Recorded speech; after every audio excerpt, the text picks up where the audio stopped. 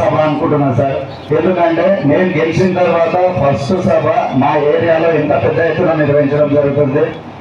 మొదటిగా నేను నా తల్లిదండ్రులకు హృదయపూర్వక నా శిరస్సు వంచి పాదాలు వందనాలు తెలియజేయాలనుకుంటున్నా. ఎందుకంటే వాళ్ళు నాకు అన్న జన్మనియకపోతే ఈరోజు నేను కార్పొరేటర్గా మీ ముందు నిలబడి ఈ వేదికను పంచుకునేవాడిని కాదు.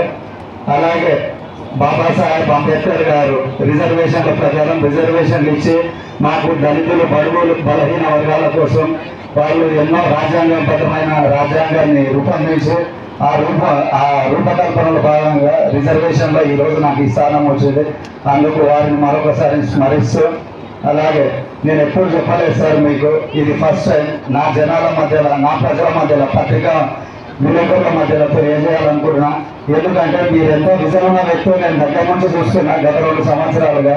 విద్య విద్య విద్య విద్య అని అంటుంటారు ఎప్పుడు. ఒక నేటి బాలలే రేపటి పౌరులు అన్నట్టుగా విద్య ఎంత ఉంటే వాళ్ళంతా ముందుకు వెళ్తారు అని విద్య కోసం మీరు ఎంత చేస్తుండో ప్రతి ఒక్కరు పాలమూరు ప్రజలు చూస్తున్నారు.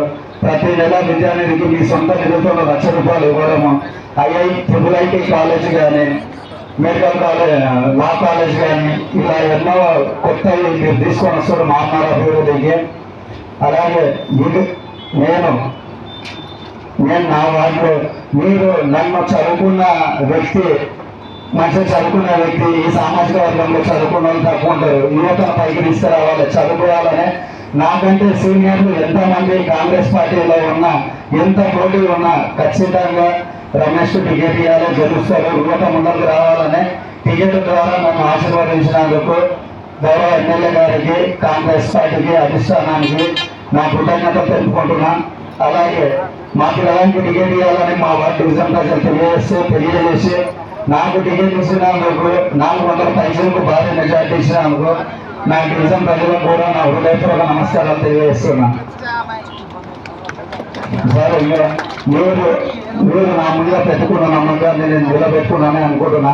అలాగే మా వార్డు ప్రజలు కూడా నిత్యం ప్రభుత్వం చేసే పనులను ప్రజలకు తీసుకెళ్ళి, ప్రజాప్రభుత్వం చేసే పనులను ప్రజలకు తీసుకెళ్ళి అనునిత్యం ప్రజలతో అనుసంధానమయ్యి వాళ్ళ సమస్యలను నా ద్వారా మీ దృష్టికి, మేయర్ గారి దృష్టికి, డిప్యూటీ మేయర్ గారి దృష్టికి తీసుకొచ్చి వాళ్ళ సమస్యలను పరిష్కరిస్తానని తెలియజేస్తున్నాను. అలాగే మాది చాలా ఈ ప్రాంతంలో ముస్లిమ్స్, రజకులు, ఎస్సీ, మాదిగ జనాభా అధిక శాతం ఉంటుంది సార్. అలాగే ముద్రాజులు ఉంటారు. వీళ్ళంతా మధ్యతరగతి దివ పావర్టీ లైన్కి కింద ఉంటారు సార్ వాళ్ళు. ఇక్కడ మీరు గతంలో ఎన్నికల హామీలో చెప్పినట్లుగా కొద్దిగా ఇంద్రమ్మ ఇల్లు అధిక భాగం ఇవ్వడము. మాకు ఇక్కడ ఏడ స్థలాలు లేవు సార్. కమ్యూనిటీ హాల్ ఒకటి 1978లో ఇనాగరేషన్ అయింది, అది ప్రారంభమైంది. 1880లో ఇనాగరేషన్ అయింది. దాదాపు 50 సంవత్సరాల దగ్గర వస్తుంది.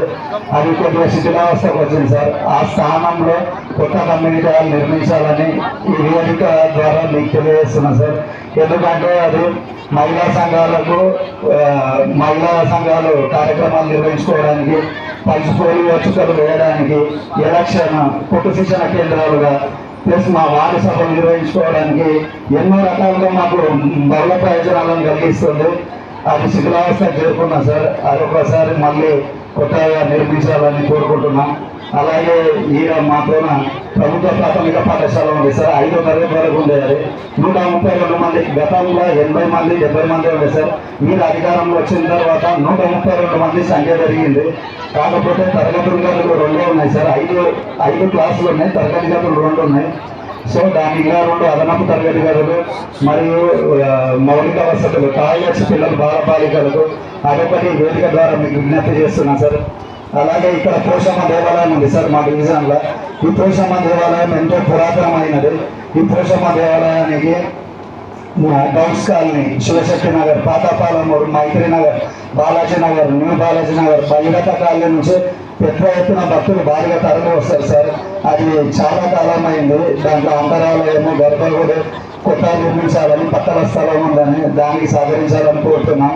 గత పాలకుల స్వార్థ రాజకీయంతో మా ఊరు చెరువు సార్ మంచినీటికి ఎంతో ఉండే. ఇప్పుడు గూడపుడెక్కతో మురికి నీళ్ళు మొత్తం నగరంలో నుంచి వచ్చే మురికి నీళ్ళు మొత్తం మా చెరువులు కలవడం వల్ల కలుషితం అయిపోయినాయి సార్. భూగర్భ జలాలన్నీ కలుషితం అవుతున్నాయి.